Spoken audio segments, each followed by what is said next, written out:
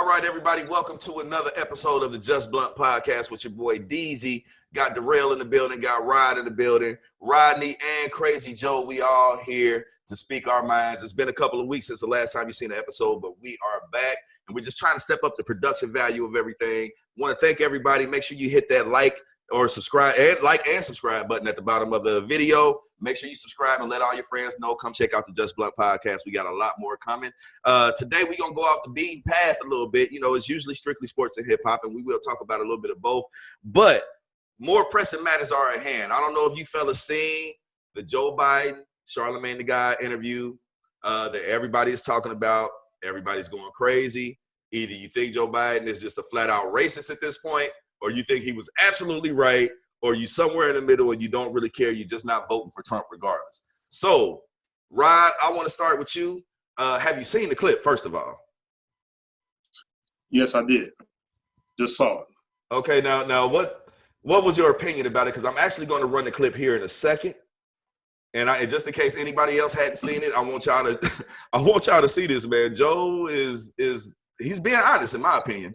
So this is what I'm going to do. I'm going to go ahead and share this clip. Listen, you got to come see us when you come to New York, VP Biden. I will. It's a long way until November. We got more questions. You got more questions, but I tell you, if you have a problem figuring out whether you're for me or Trump, then you ain't black. Joe Biden, man, everybody. Crazy Joe Biden. Okay, now that you guys have seen that video, Rod Logan, I want to start with you, man. How do you feel about that? My fault. Every time somebody slip up and say some shit like this, they get a lot of backlash from it, and they get asked to step down from the Democratic Party. So what's going to happen with this, he about to catch a lot of shit from this, and it's going to fuck a lot up with the votes. I ain't going to lie. He still got my vote, regardless. You know what I'm saying? I want Trump out of there. But this ain't going to help nothing.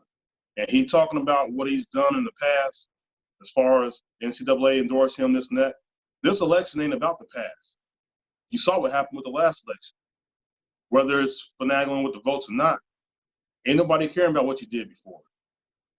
That shit gonna hurt, man. I'm not pissed off about it. I'm upset that he put a dent in his campaign. Still got my vote. Go ahead. Okay, the main thing with me is a lot of people, I don't know, black people take opportunities like this to kind of attack each other. And I've seen a lot of people, you know, on social media attacking each other's blackness and, you know, how can a white man, you know, speak for us and this, that, or whatever. And I mean, and that's true. I think the only problem with the statement is that it came out of a white man's mouth, but it was absolutely facts. Darrell, I want to come to you next. What was your opinion about that whole clip? Well, I think we live in the age of being unfiltered. I mean, if Trump can be unfiltered when he speaks, why can't Joe Biden can't? I think what he said, it kind of reminds me of how black people, when the white guy is cool, but once he says the N-word, the mood change. So by Joe Biden saying, if you don't vote for him, you ain't black, the mood kind of changed. People was vibing with him. Now, you know, it gave him a chance to pause. But I want to say this, is that anytime you vote for anybody, you choosing the lesser of two evils. Ain't nobody gonna go in there and do everything that you want for your community. They have to pick battles to win and lose to get the big picture done. I think Trump is toxic. I think, and if you just look at, I mean, if Obama supports him, even if you're not up on politics and don't read every day and stuff like that, which, I mean, I loosely do. I mean, to be honest, me personally, I just want Trump out of there. For me, it's a right and wrong principle. Right now, if the president is supposed to be representative of us, he's not representative of me, of the things he's done for the past 4 years. I completely agree. Joe Biden, for me, he would get my vote. And then we live in an unfiltered era. I mean, we get shocked and appalled anytime Trump say something. He called the people that ran over the girl and was Cumminsville, Georgia, firing people, which are clearly racist and domestic terrorists. but we gonna get mad at him and saying if you don't vote for me, you're not black. It just don't make no sense to me. And here's the difference before we get to Rodney. And I've seen people talk about that too. You know how Donald Trump, basically, like you said, he called those people in Charlottesville very fine people. And you'll see Trump supporters say, oh, well, show me one time where Trump has said something racist or show me something about his racist background. The only thing, you can even bring this up and just kill everything else. He is publicly supported by the KKK. Publicly supported by the KKK. So apparently they're hearing the song that they want to hear. Darrell, I'll come back to you, my brother. Next week, we got Rodney up, and this is going to be an interesting perspective, not just because Rodney is white, which he obviously is. Look at him, and you know, he does have poor taste because he has on a Browns jersey. But I want to hear your opinion on that clip, Rodney. What did you think of what Joe Biden had to say?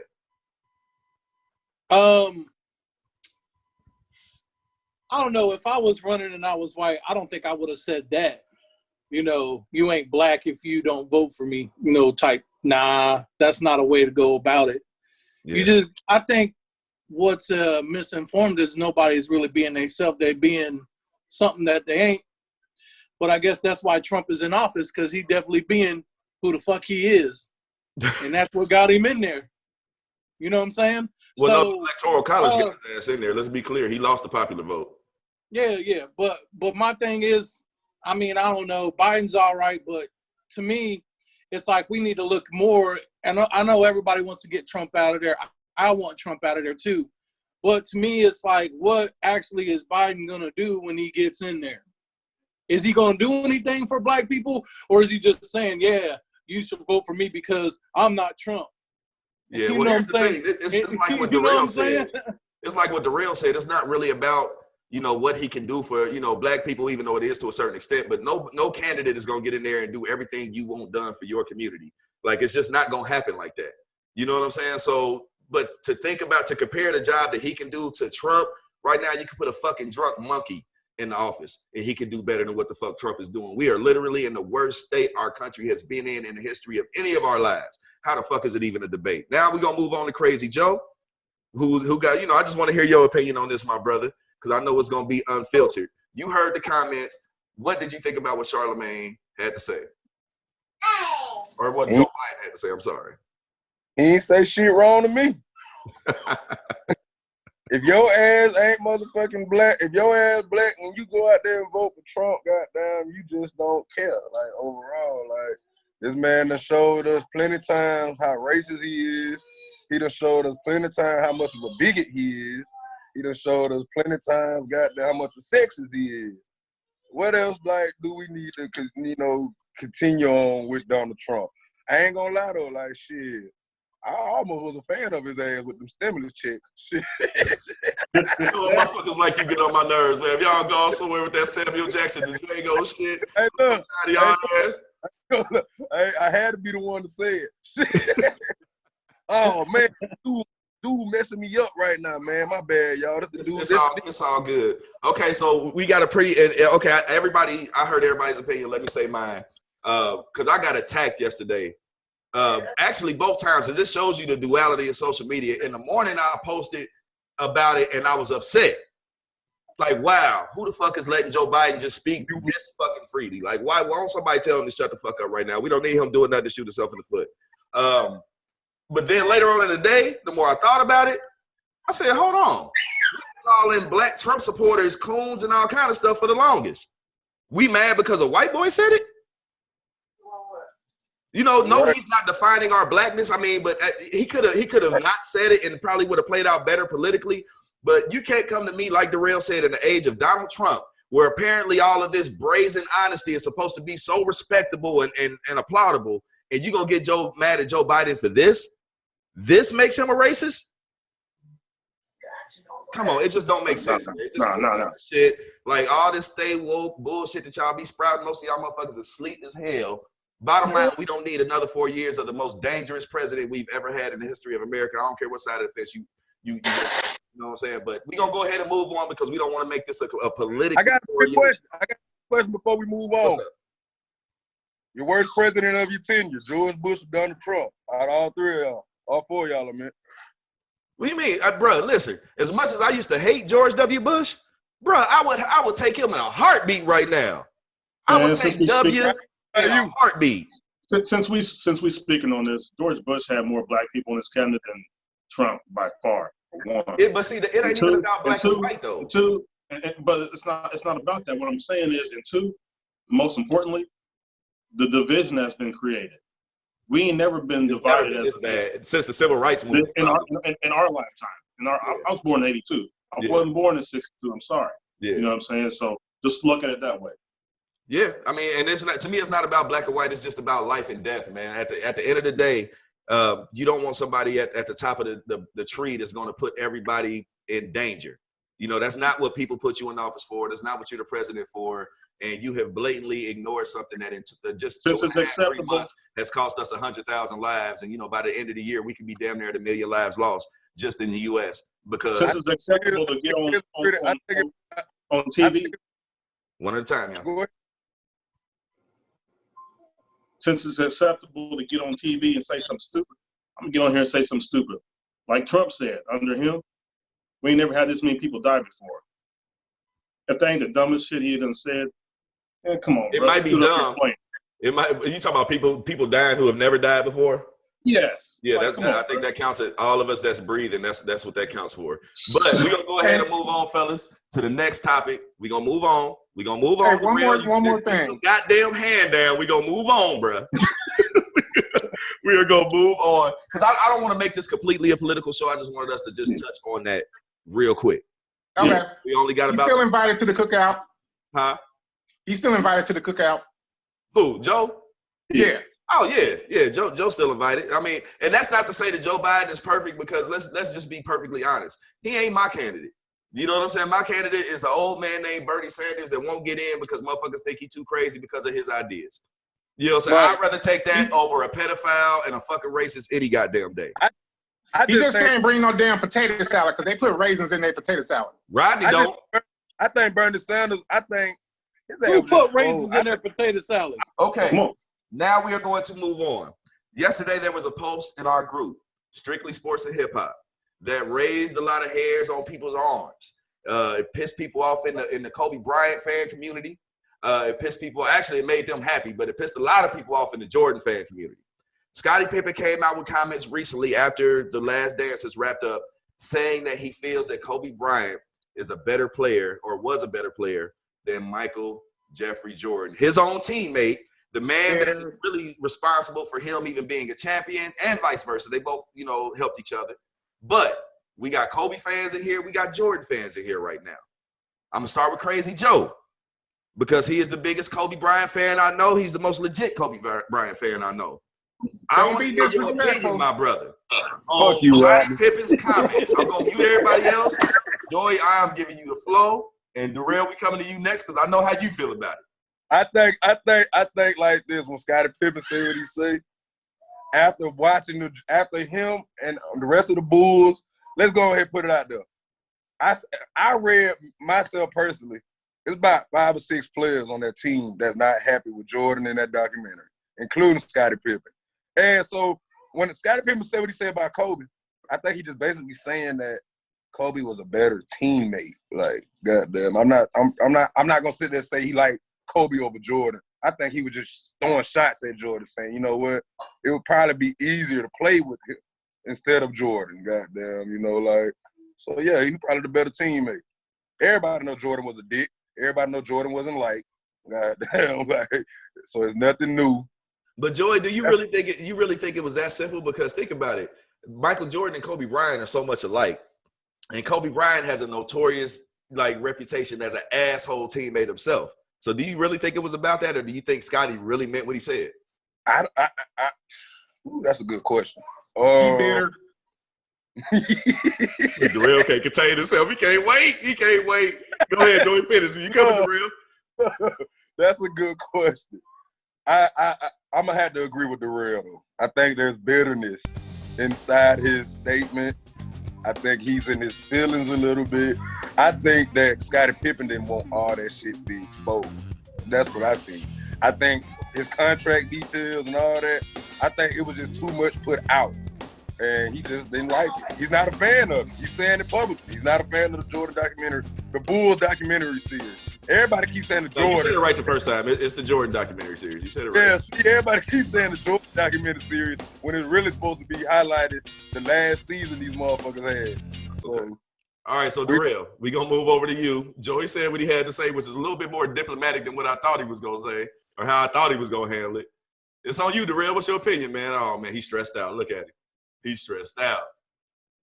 All right. Okay, so The Last Dance is a documentary about Michael Jordan, told through Michael Jordan's eyes about his career leading up through the 1998 season. And they did their due diligence with, focusing on, giving background to the main players that was on the team. Dennis Rodman, Scottie Pippen, Phil Jackson. When the first 2 weeks, we had like a little conversation in the group, and I was looking at the poster like, why the fuck Steve Kerr on the damn poster? But then like, I didn't know that backstory about his dad dying in Beirut, and that's interesting. So, but let's be real. Nobody don't care about fucking Randy Brown, Cliff Levingston, fucking Scott Williams. Do y'all care about where the fuck they came from and what they got there? Now they had Jud Bushler. They even had Jud Bushler on there. Yeah. So why the hell the other 6 teammates should be mad? And then everything that he told was the truth, and it was on film. But Steve Kerr did come out and say publicly that he feel like he shouldn't have been part of that documentary so tough over Tony Kukoc. Yeah, I agree. Like, if anybody should be coming out saying anything about this documentary, to me, it should be Tony Kukoc. And they did give a little background on Tony Kukoc, or where he came from up until the '92 Olympics. And he kind of like Steve Kerr, not as much as they talked about Steve Kerr practically got a whole half an episode dedicated to him. Yeah, right. Yeah, that's true. That's true. Okay, so we're gonna move on, Rodney. I want to know you and Rod's feelings on this. We'll start with you, Rodney. Do you think that Scottie is being completely honest about his feelings when it comes to Kobe Bryant and Michael Jordan? Or do you think that this is just, Scottie showing some jealousy, showing a little anger? Is he in his feelings? What's your take on it, man? Man, he just in his feelings. I don't think he got enough love on there, and maybe they posted some stuff on that interview that he didn't want to get out. For instance, like when he said that, if he had to do it all over again, he would have sat out in that fourth quarter again and shit like that. So to me, it's just but like also like what Darrell and Joey was saying, there was a lot of players that were had a lot of animosity towards him. You know what I'm saying? And nobody liked the fact that it was Jordan. They was like, oh, it's supposed to be about the Bulls, and it was about the Bulls, but it was told through Jordan. And just like Stephen A. said, it wouldn't have got that much love if Jordan wasn't the one telling the story. Now that is definitely real. Gerard, how you feel about this, man? First off, Future took his girl. All right. Look, his closest homie exposed him in the documentary. Excuse my language, documentary. Hold on. Bro. So Scottie's Pippen. Did you have to lead with the ether? Did you have to lead with the ether? It came out. Future took his girl. Yeah, I'm gonna tell you. Rod Savage. Hey, check this out. So you got the timeline of what's going on. We talked about the questions about his feelings. His feelings are scattered, bro. Dude going through a lot of shit. Whether it's funny or not. Future took his girl. His closest homie exposed him. Not to mention, Rodman came in there after pumping him out in the 80s. At the table, said, Scottie, move over. I'm playing with you. Bruh, Scottie don't know how to feel about anybody. Because he don't got nobody he feel like he can trust. Krause, Jordan, I ain't gonna bring Future up no more. Or his girl. So, he feeling some type of way. It is what it is. But you know what? Documentaries do that to people. Like I said, especially when they don't have when you're not included the way you think you should be included. I think that's just a natural human reaction. Like, you know what? Okay, he told his story. I don't agree with this part. I don't agree with this part. The only group of people that should be upset about this documentary is Jerry Krause's family. The one they person painted him in a negative light. Out of this whole Scottie Pippen issue that we're talking about is Bulls related. Luke Longley, out of everybody, out of Grant, Pippen, Krause, all these people, Jordan, listen, Luke Longley didn't get along with him and don't like Jordan. But people have been trying to get Luke Longley to talk. Been trying to get him, they've been flying over to Australia to get him to talk. He changed his phone number on purpose. He don't want to talk about it. That's what real ones do. Because I think that's what real is.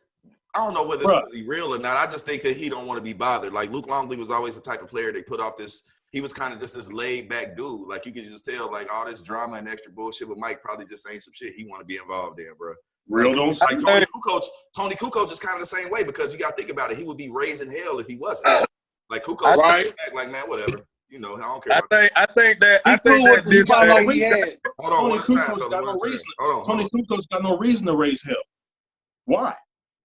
Well, we already talked about it because he should have been showcased a little bit more than what a couple of different people in that documentary were. He was in the Olympics, the Dream Team documentary. He's been in documentaries before. You know what I'm saying? Well, we're talking about this documentary. We ain't talking about the history of documentaries. We talking about this particular one and his roles with the Bulls. They didn't leave nothing out about Tony Kukoc. They leave nothing out about Tony Kukoc at all, bro. Right. I love you, but you gotta get somebody else a chance to talk, man. PK, I think just simple and form, man. And this is from my opinion, my perspective. Scottie Pippen wasn't appreciated over there at all. Point blank. I told you, I've been said that. Yeah, that's why I think he led. That's why I think the actions he chose to take, that all had something to do with not him not playing. That contract dispute. If you're a celebrity, man, if you in the top, you playing one of the best sports in the world, dog. You just won 5 NBA championships and you lead in every stat outside of scoring, and that's it. Outside of scoring, goddamn, and you not appreciated with them numbers, with your money, like, man, that'll cause conflict in that locker room, bro. Well, Scottie went more appreciated. He went more unappreciated, like outside of just the money. You know what I'm saying? Like, you got to think over the years and years and years, he never quite got the respect he deserved as far as like the role he played in these dynasties. People forget, in the year that Jordan retired, how the Bulls were still 55-27, even though they didn't make it to the finals. You know what I'm saying? Scottie deserved to be an MVP for that year. People have to give him his props at the end of the day. But in my opinion, I think that it's all saltiness. I think it's all Scottie being salty. I think he's for many different reasons. Because like I said, we've seen Scottie flip-flop like a motherfucker in the past. Worse than Mitt Romney. Let's talk about flip-flops.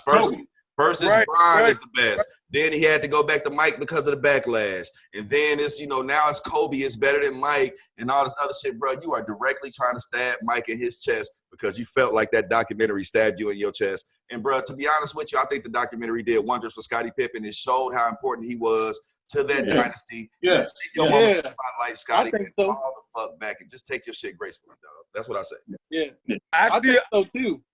I see people don't actually defending this man, though. Like, players defending this man, though. Like, we say that Scottie Pippen was salty, but the rest of the world, like, half of the world is, like, on that man's side. You gotta think because Michael Jordan was an asshole, and that's with him and Kobe Bryant, that's the downfall of having that reputation is just being a winner no matter what, is you gonna make way more enemies than you do friends.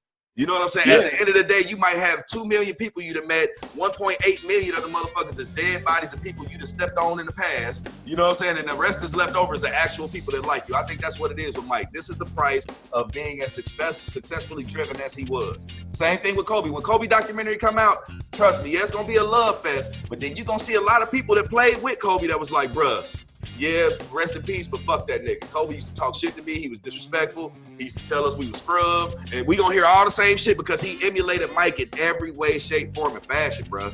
Outside Phil Jackson, Kobe, I don't think nobody gonna do that. Outside Phil Jackson. The thing about Kobe. If they real, they will. If they real, they will. I don't care if the nigga dead. I understand we honoring the dead and all that. But you have to be real when you talk about your real life experiences with this man in a documentary. Okay, yeah, I got love for Kobe and his family. I hate what happened. But when we played together, fuck that nigga. I couldn't stand playing with him. He was an asshole. Like, you got to be real. You can't make it. They got or 10 episode festival. How much we love Kobe Bryant. That can't happen.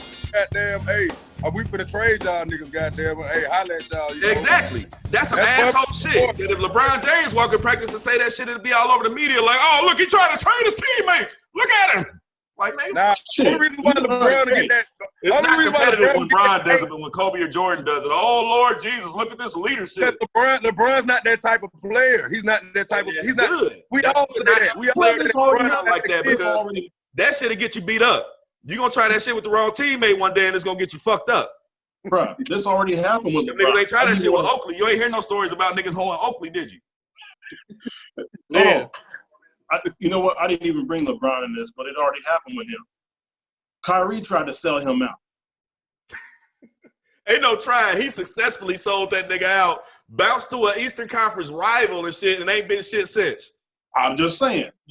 So yeah, you know what I mean. And it's like you said, Deezy. At the end of the day, bro, this happens with all the greats who want to win. You know what I'm saying? You're not gonna be the most liked person in the locker room. Yeah, you're Tom not. Brady, Derek Jeter, Jordan, LeBron, Kobe. Man, come on, bro. Isaiah. I mean, successful at in life, bro. I'm gonna be absolutely real with you. Even as far as what I've taken it as a DJ and radio and shit like that, bro. I've never been hated more than when I was actually like doing good at what I was like trying to do. That's when all the hate came. That's when all the, because I ain't gonna lie, a lot of people I work with, I had to be an asshole to them. I had to do it to motivate them. I had to do it to make sure that we was getting shit done. And I had to, because my thing was I want to win. At the end of the day, I want to fucking win. So I feel Mike, I feel Kobe. I think Scottie just need to quit. Pull your skirt down, B. Your Badissa you're showing. Okay, we're gonna close out the episode with this, fellas, because I do got to get to the gun range.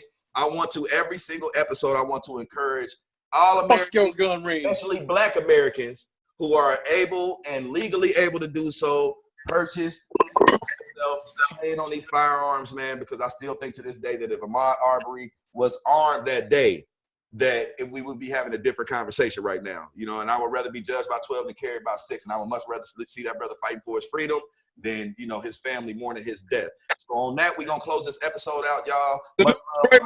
Salute Trayvon Martin, mama, man, who's running for a seat in the Florida House, man. I'm voting for it. Straight up. Yeah.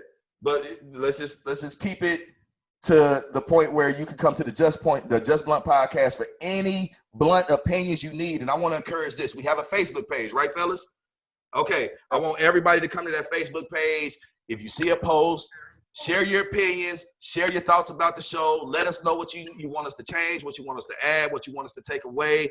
Let us know. We're trying to grow every episode as a podcast. Once again, hit that subscribe and like button and hit that little bell so you can get the notifications from me, Rod, Darrell, and this ugly dude with the brown. Dude, what is wrong with that jersey, man?